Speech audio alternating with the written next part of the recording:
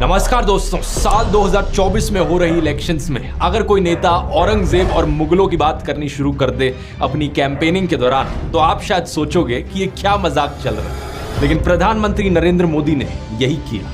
कांग्रेस को औरंगजेब के अत्याचार याद नहीं आते जिसने हमारे सैकड़ों मंदिर। हेलो गाइस, अस्सलाम वालेकुम रहमतुल्लाहि व बरकातहू। गाइस, आज धीरू भाई के वीडियो के माध्यम से जानेंगे कि औरंगजेब वर्सेस शिवाजी महाराज में क्या अंतर है, मतलब कितने डिफरेंट है, और शिवाजी महाराज किस दौर के राजा थे और औरंगजेब किस दौर के राजा थे। जो आजकल हम लोग के इतिहासों में बताया जाता है कि औरंगजेब ने शिवाजी महाराज पर हमला किया, या ऐसे वैसे कहानी जो हम लोगों के सामने में आज ला रहा है, ठीक है। कितना इसमें डिफरेंट है, कितना अलग है ये कहानी। चले इस वीडियो को आप लोग देखें और इस वीडियो के माध्यम से हम अच्छे जानकारी ले पाएंगे। चलिए गाइस, तो इस वीडियो को चालू करते हैं, आप लोग इस वीडियो को गौर से देखें। अगर कोई नेता औरंगजेब और मुगलों की बात करनी शुरू कर दे अपनी कैंपेनिंग के दौरान तो आप शायद सोचोगे कि ये क्या मजाक चल रहा है, लेकिन प्रधानमंत्री नरेंद्र मोदी ने यही किया। कांग्रेस को औरंगजेब के अत्याचार याद नहीं आते जिसने हमारे सैकड़ों मंदिरों को तोड़ा। ऐसी चीजें गलती से नहीं बोली जाती, ये एक सोची समझी गई चाल है।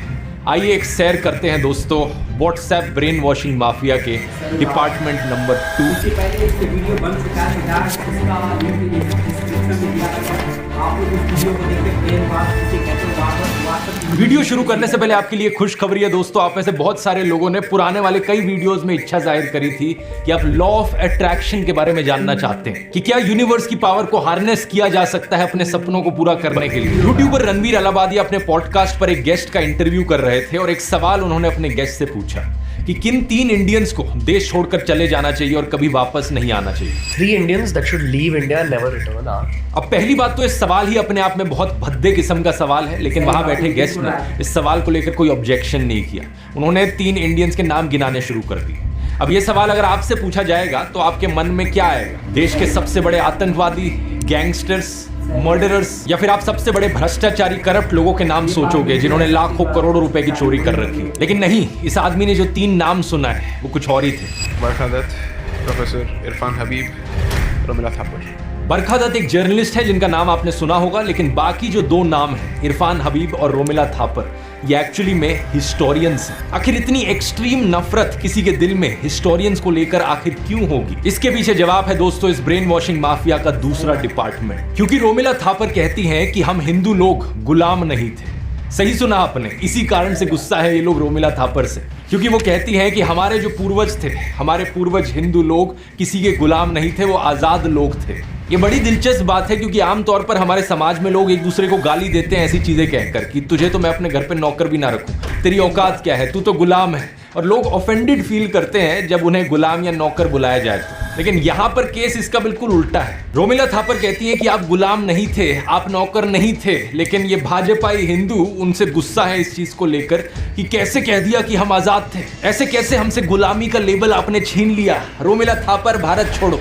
बात क्या है ना, असल में दोस्तों ऐसी चीजें बोलना इस ब्रेन वॉशिंग माफिया के एजेंडा के खिलाफ जाता है। मैंने आपको पिछले वीडियोस में बताया था कि इनके दूसरे डिपार्टमेंट का मकसद है आपको ये एहसास दिलाना कि आपके जो पूर्वज थे वो हजारों सालों से गुलाम रहे थे मुसलमानों के नीचे। ये आपको विक्टिम बनाना चाहते हैं, ये एहसास दिलाना चाहते हैं कि हम हिंदू लोग तो 1000 सालों से अत्याचार सहते आ रहे हैं और 1000 सालों से हम मुसलमानों के नीचे दब कर रहे हैं, मुसलमानों के गुलाम बन कर रहे हैं। इस झूठ को पकड़ना ज्यादा मुश्किल नहीं है। मैं आपसे सीधा पूछता हूं, बताओ क्या छत्रपति शिवाजी महाराज किसी के गुलाम थे? क्या वो किसी मुसलमान के नीचे दब कर रहे थे? ऑब्वियसली नहीं। हम सब जानते हैं कि वो कितने महान राजा थे जिन्होंने कई जंग लड़ी, कितना बड़ा अपना एम्पायर बनाया। तो कैसे कहा जा सकता है कि वो या उनके राज्य में रहने वाला कोई भी हिंदू किसी का स्लेव था? ये दोनों चीजें एक टाइम पर सच कैसे हो सकती हैं कि एक तरफ 1000 सालों से हम हिंदुओं पर अत्याचार हुआ है, हम मुसलमानों के नीचे दब कर रहे हैं, लेकिन दूसरी तरफ छत्रपति शिवाजी ये बहुत ही महान राजा थे और हम हिंदू आजाद थे उनके समय। व्हाट्सएप यूनिवर्सिटी के स्टूडेंट्स के लिए ये दोनों चीजें एक ही टाइम पर सच हो सकती है। जॉर्ज ऑरवेल की नॉवल 1984 में डबल थिंक नाम के कॉन्सेप्ट की बात करी गई। उस नॉवल में जो ब्लाइंड सपोर्टर्स होते हैं वो 2 कॉन्ट्रडिक्टिंग आइडियाज को साथ साथ एक्सेप्ट कर लेते हैं अपने दिमाग। व्हाट्सएप यूनिवर्सिटी के छात्र भी इसी कैटेगरी में आते हैं। अब जिन लोगों का ब्रेन वॉश हो चुका है उन लोगों के दिमाग में जो शिवाजी की पिक्चर है वो भी कुछ ऐसे होगी कि एक तरफ छत्रपति शिवाजी महाराज खड़े हैं और उनके पीछे है हिंदुओं की पूरी आर्मी भगवे रंग से सजी हुई। दूसरी तरफ औरंगजेब खड़ा है और उसके पीछे है मुसलमानों की पूरी आर्मी, हर कोई ग्रीन रंग से सजा हुआ है। अगर आप भी ऐसा ही सोचते हो तो तैयार हो जाओ, आपकी आंखें खुलने वाली हैं। आइए कुछ हिस्टोरिकल फैक्ट्स जानते हैं। छत्रपति शिवाजी महाराज के पिता का नाम था शाहजी और उनके अंकल का नाम था शरीफ जी। और जानते हैं शरीफ जी नाम कहां से आया? ये नाम रखा गया एक सूफी सेंट के नाम पर। इससे पता चलता है कि ना सिर्फ शिवाजी महाराज खुद बल्कि उनके दादाजी भी हिंदू सेंट्स और मुस्लिम सूफी सेंट्स दोनों की रिस्पेक्ट किया करते थे। असल में बात क्या है ना, उस जमाने में कोई बीजेपी, कोई गोदी मीडिया, कोई व्हाट्सएप माफिया नहीं था हिंदू मुसलमानों के बीच नफरत फैलाने वाला। इसलिए इवन दो छत्रपति शिवाजी खुद एक हिंदू थे, वो मुसलमानों का बड़ा आदर करते थे। केलेशी गांव के याकुत बाबा शिवाजी अक्सर इनके पास जाया करते थे इनकी ब्लेसिंग्स लेने के लिए। खुद से वो हमेशा रिलीजियस फ्रीडम के फेवर में रहे थे। 2 नवंबर साल 1669 में लिखी गई ये एक चिट्ठी है।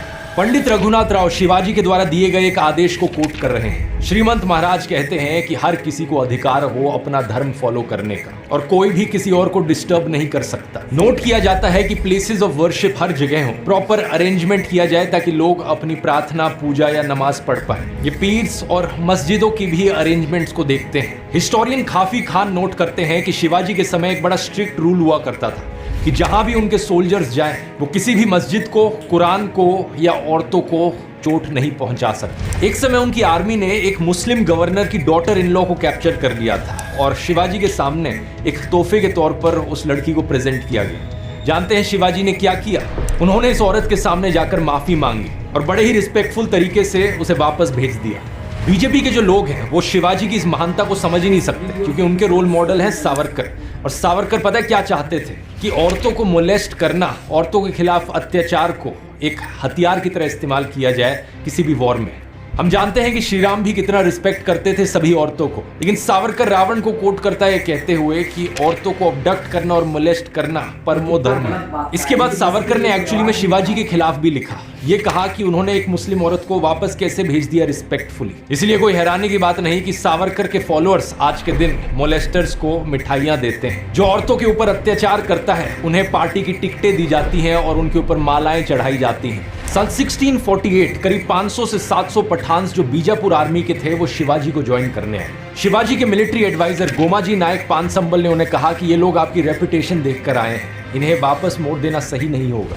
ग्रैंड डफ के द्वारा लिखी गई किताब हिस्ट्री ऑफ द मराठास में हमें पता चलता है कि छत्रपति शिवाजी ने इस एडवाइस को ना सिर्फ सुना बल्कि इसे अपनी पॉलिसी बना दिया। इसी की वजह से ही शिवाजी की आर्मी में ढेर सारे मुसलमान थे और बहुत से मुस्लिम जनरल्स भी थे। वीके राजवाड़े अपनी किताब मराठांच्या इतिहासची साधने के वॉल्यूम 17 पेज नंबर 17 पर लिखते हैं, शिवाजी के सरनोबत यानी कि इन्फेंट्री चीफ एक मुस्लिम थे, नूर खान बेग। सभासद बखर के पेज नंबर 76 पे आपको शिवाजी के लेफ्टिनेंट का नाम भी मिलेगा, शामा खान। शिवाजी के टॉप नेवी चीफ्स में से 2 लोग थे, दौलत खान और दरिया सारंग। इसके अलावा कुछ और भी थे जैसे कि सिद्दी हिलाल और इब्राहिम खान जो कि उनकी आर्टिलरी का कमांड संभाल रहे थे। उनके सेक्रेटरी ऑफ इंटेलिजेंस भी खुद एक मुस्लिम थे, मौलाना हैदर अली। क्या आप जानते हैं इन सब चीजों के बारे में? शिवाजी महाराज की एक ये पेंटिंग है जो जरूर आपने कहीं ना कहीं देखी होगी क्योंकि ये व्हाट्सएप पर बहुत ज्यादा फैलाई जाती है। इसमें दिखाया गया है कि शिवाजी आदिल शाही सल्तनत के अफजल खान को मार रहे हैं। इसे इतना ज्यादा फैलाया जाता है क्योंकि इसमें एक हिंदू मुस्लिम को मार रहा है। लेकिन क्या आप ये जानते हैं कि अफजल खान के एडवाइजर कौन थे? कृष्णमूर्ति भास्कर कुलकर्णी, एक हिंदू ब्राह्मण। और ये किसके एडवाइस पर शिवाजी महाराज ने अपने पास एक लोहे का क्लॉ रखा था?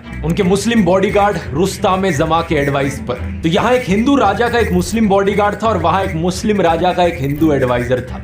ये सारी चीजें आपको व्हाट्सएप पर कभी नहीं बताई जाएंगी क्योंकि उनके ब्रेन वॉश करने के एजेंडा के खिलाफ जाता है। अच्छा, और औरंगजेब का क्या यहाँ पर? औरंगजेब की बात करके हमने इस वीडियो की शुरुआत करी थी। व्हाट्सएप के अनुसार औरंगजेब तो एक कट्टर मुसलमान था जो हिंदुओं के खिलाफ था, तो इसका मतलब उसकी आर्मी में तो कोई हिंदू हो नहीं सकता ना। लेकिन गलत। बैटल ऑफ पुरंदर में जहां शिवाजी ने अपने 23 किले खोए जिसके बाद उन्हें आगरा में एक बंदी बना दिया गया, जानते हैं औरंगजेब की आर्मी को कौन लीड कर रहा था? मिर्जा राजा जयसिंह, एक हिंदू राजपूत। गोविंद पंसारे अपनी किताब हु वाज शिवाजी में बताते हैं कि 400 ब्राह्मणों ने इस लड़ाई के दौरान कोटि चंडी यज्ञ किया था इस उम्मीद से कि शिवाजी की हार हो। और ये सुनने के बाद अगर आप सोचते हो कि ये 400 ब्राह्मण तो एंटी नेशनल लोग थे तो आपकी सोच गलत है। ये 400 ब्राह्मण लोग सिर्फ पूजा कर रहे थे अपने किंगडम की विक्ट्री के लिए जिस किंगडम में ये रहते थे। सालरी की लड़ाई के बाद औरंगजेब के लेफ्टिनेंट्स ने दक्षिण में एक हिंदू ब्राह्मण को एम्बेसडर के तौर पर भेजा था ताकि शिवाजी से वापस से फ्रेंडली रिलेशंस बनाए जा सके। दूसरी तरफ से शिवाजी ने काजी हैदर को अपना दूत भेजा, यानी कि एक मुस्लिम राजा का हिंदू एम्बेसडर था और एक हिंदू राजा का एक मुस्लिम एम्बेसडर था। और ये इकलौता ऐसा एग्जाम्पल नहीं है, ऐसे ढेर सारे एग्जाम्पल्स आपको मिल जाएंगे। औरंगजेब ने अपने चीफ दीवान के तौर पर एक हिंदू को अपॉइंट किया था, राजा रघुनाथ रे। और साल 1664 में जब रघुनाथ रे का देहांत हुआ, पता है औरंगजेब ने क्या कहा था? कि ये इतिहास के सबसे महान एडमिनिस्ट्रेटर थे जिन्हें जानते थे। औरंगजेब के शासन में मुगल हुकूमत में एलीट लेवल्स पर जो हिंदू पार्टिसिपेशन था वो 50% बढ़ गया था। मुगलों में जो नोबिलिटी थी, नवाब्स और निजाम्स की, उनमें हिंदूज की पॉपुलेशन 31.6% पर थी। एम आथर अली अपनी किताब the Mughal nobility under Aurangzeb के पेज नंबर 35 पर लिखते हैं, साल 1679 में करीब 72 राजपूत मनसबदार थे औरंगजेब के अंडर। मराठा मनसबदारों की संख्या इससे भी ज्यादा थी, 96 पर, यानी टोटल में से 1/5 सिर्फ मराठा थे। औरंगजेब ने इतने मराठाओं को एम्प्लॉय कर रखा था ताकि वो डेक्कन तक अपनी पहुंच बना सके। लेकिन क्या इन सब चीजों का मतलब ये हुआ कि औरंगजेब एक सेक्युलर राजा था जो सभी धर्मों को एक बराबर देखता था? नहीं, औरंगजेब के समय में एक्चुअली में कई हिंदू मंदिरों को तोड़ा गया था।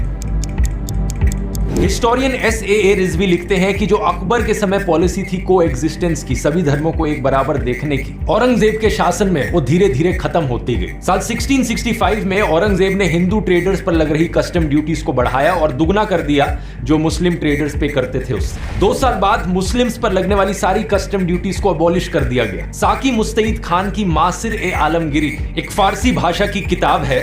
इसमें लिखा गया है कि कैसे औरंगजेब ने ऑर्डर्स दिए थे कि हिंदू मंदिरों को तोड़ दिया जाए ताकि इस्लाम को ढंग से एस्टैब्लिश किया जा सके। व्हाट्सएप का माफिया प्रोफेसर और हिस्टोरियन इरफान हबीब को एक विलन बना देता है क्योंकि वो कहता है कि इरफान हबीब कभी इनकी बात ही नहीं करते। लेकिन एक्चुअली में प्रोफेसर इरफान हबीब ने कभी भी इन चीजों को मना नहीं किया। इन्होंने कहा है कि कैसे औरंगजेब ने मथुरा और वाराणसी में मंदिरों को तोड़कर मस्जिद बनाए। एक और हिस्टोरियन जिनके खिलाफ बहुत नफरत फैलाई जाती है इस माफिया गैंग के द्वारा, वो है ऑड्री ट्रुश्के। लेकिन उनके इस आर्टिकल को देखिए जो इन्होंने स्क्रोल में लिखा था। इन्होंने भी कह रखा है कि औरंगजेब ने बड़े बड़े मंदिरों को टारगेट किया। लेकिन अब तैयार हो जाइए दोस्तों कहानी में एक ट्विस्ट के लिए। साल 1654 में औरंगजेब ने एक प्रिंसली ऑर्डर भेजा था राणा राज सिंह को, जो कि मेवाड़ के हिंदू राजपूत राजा थे। इन्होंने कहा था कि बड़े बड़े राजा ईश्वर की परछाई होते हैं और हर राजा को इस बात पर ध्यान देना चाहिए कि हर मजहब के लोग उसके शासन में शांति से रहें, प्रॉस्पेरिटी में रहें। एकदम इन्होंने वक्त बदल दिया, जज्बात बदल दिए, जिंदगी बदल दी। इसी चिट्ठी में इन्होंने हर उस राजा के खिलाफ लिखा जो तासुब करता है, बिगिटरी करता है, किसी भी भगवान की जगह को तबाह करके। इन्होंने लिखा कि जब ये सत्ता में आएंगे तो इन सारी अन इस्लामिक प्रैक्टिसेस को होने से रोक देंगे। इतना ही नहीं, आगे सुनो।